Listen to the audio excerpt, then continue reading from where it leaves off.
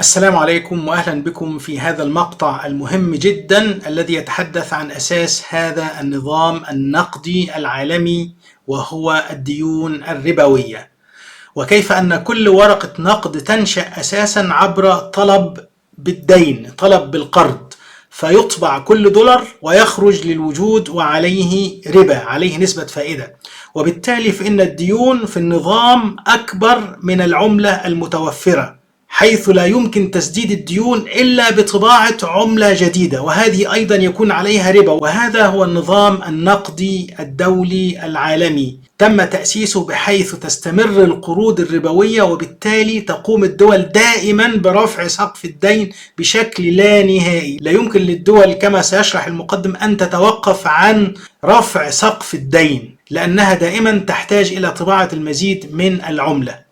لكن هذا النظام غير قابل للاستمرار للأبد، ولا بد أن ينهار كما شرح المقدم تفصيليا في يوم ما. ويمكنك أن ترى كيف أن الربا يدمر أي نظام مبني عليه، فهو قنبلة موقوتة لا بد أن تنفجر يوما ما، لكن السياسيين يحاولون تأخير انفجارها حتى لا تنفجر في زمان توليهم للسلطة، والمستفيدون من النظام يحاولون مد عمره لأنه وسيلتهم لنقل الثروة. ونحن هنا لا نتحدث عن أن غناهم يزداد، لأنهم أغنياء جدا جدا جدا لا يحتاجون إلى المزيد، لكن نتكلم عن إعدام الناس تماما وإفقارهم بحيث لا يكون عندهم أي ثروة، ويكونوا مجرد عبيد عند هؤلاء المتنفذين. وهذا ما قاله فيديو المنتدى الاقتصادي العالمي الذي أذعناه مرارا وتكرارا عندما يتوقعون أنه بحلول عام 2030 لن تمتلك شيئا. الحلقة الرابعة هذه تشرح خفايا النظام المالي والنقدي وكيف يعمل، وهي ثقيلة، لذلك قسمناها إلى عدد من المقاطع، إلى 4 مقاطع، وسأحاول أن أجعل حلقة منفصلة لشرح مبسط لهذا الموضوع بعد نهاية عرض كل المقاطع. هذا هو المقطع الثالث، وبقى المقطع الرابع، فإلى المقطع المهم جدا جدا جدا.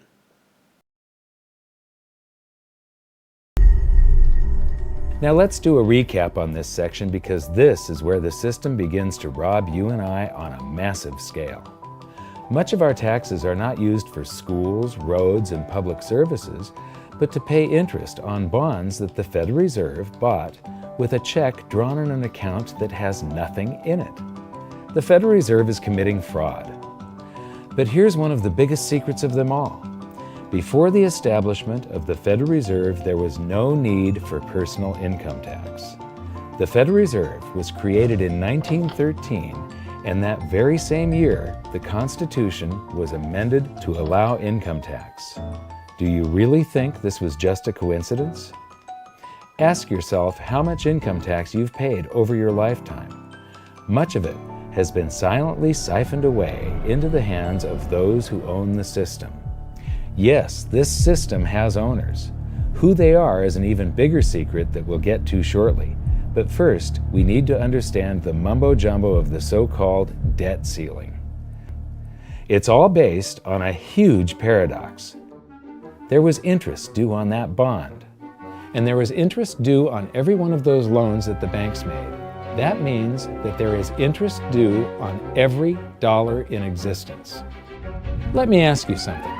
If you borrow the very first dollar into existence, and that's the only dollar that exists on the planet, but you promise to pay it back plus another dollar's worth of interest, where do you get the second dollar to pay the interest? The answer is that you have to borrow that one into existence and promise to pay it back with interest as well. So now there are $2 in existence, but you owe 4, and so on and so on. The result is there's never enough currency to pay the debt. There is always more debt in the system than there is currency in existence to pay the debt. Therefore, the whole system is impossible. It is finite. It will come to an end one day. What would happen if the government stopped borrowing to do deficit spending? Are the payments on those treasury bonds going to stop? What would happen if the public stopped borrowing and going deeper into debt? Are your house and car payments going to stop? No. There is a payment due every month on the principal plus the interest on every dollar in existence, and those payments do not stop. If we stop borrowing, then no new currency is created to replace the currency that we used to make those payments. Whether you're making a payment on a loan or paying tax to make a payment on a bond, the portion of the payment that goes to pay off the principal extinguishes that portion of the debt. But the debt also extinguishes the currency. Currency and debt are like matter and antimatter. When they meet, they annihilate each other. If we just pay off the principal only on all the loans and bonds that exist, the entire currency supply just vanishes. So if we don't go deeper into debt every year, look what happens. The whole thing goes into a deflationary collapse under the weight of those payments. Politicians and pundits alike talk about balancing the budget, paying down the debt, and living within our means. They don't understand that that is deflationary. It is impossible to do under our current monetary system without collapsing the whole economy. This is why any talk of a debt ceiling is not only ridiculous, it's delusional. The system is designed to require ever-increasing levels of debt just to continue. And that's why politicians will always kick the can down the road and raise this so-called debt ceiling over and over again until the whole system finally collapses under its own weight. In other words, they don't want it to collapse on their watch. The Founding Fathers of the United States knew the dangers of central banking and fought to free themselves from this very thing. The Revolutionary War started out as a tax revolt, but now we must pay tax just to have a monetary system. Having just suffered through the hyperinflation of the continental dollar, which was printed into oblivion to finance the Revolutionary War, they understood the dangers of fiat currency and debt-based monetary systems. So to protect future generations from institutional theft and out-of-control government, they wrote into the Constitution that only gold and silver can be money for the simple fact that you can't print them. Our current system is not only unconstitutional, but it robs us of the liberty and prosperity our forefathers fought and died for. We are all feeling the effects of ignoring the Constitution right now. By forcing more currency into circulation, our purchasing power is diluted. Inflation is a slow and insidious stealth tax that is simply the result of this debt-based monetary system.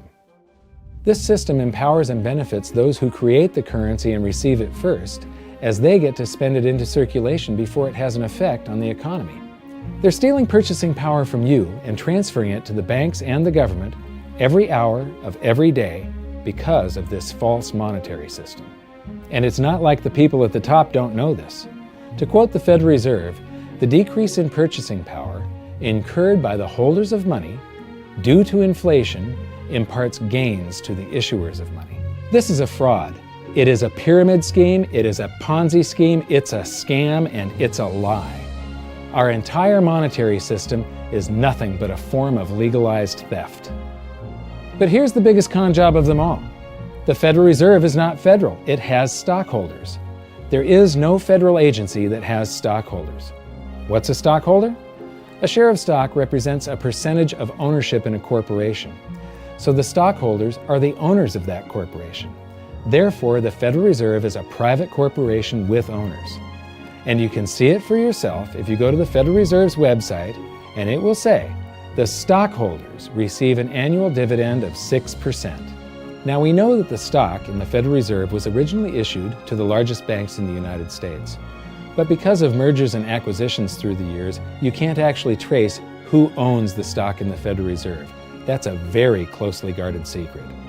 My guess would be that the owners are those primary dealers, the banks that get to make a profit by selling part of our national debt, those bonds, to the Federal Reserve, who buys them with a check from nothing. Then we pay tax to pay the principal and the interest on those bonds so that the Federal Reserve can pay the banks a 6% dividend. Don't be alarmed if you don't quite comprehend the deception of this system at first glance. Very few people do. It is purposely complex. The economist John Maynard Keynes once wrote, "By this means, government may secretly and unobserved confiscate the wealth of the people, and not one man in a million will detect the theft." I believe that presented correctly, anyone can understand this system, regardless of how complex it is. So let's do a recap and break it down even more.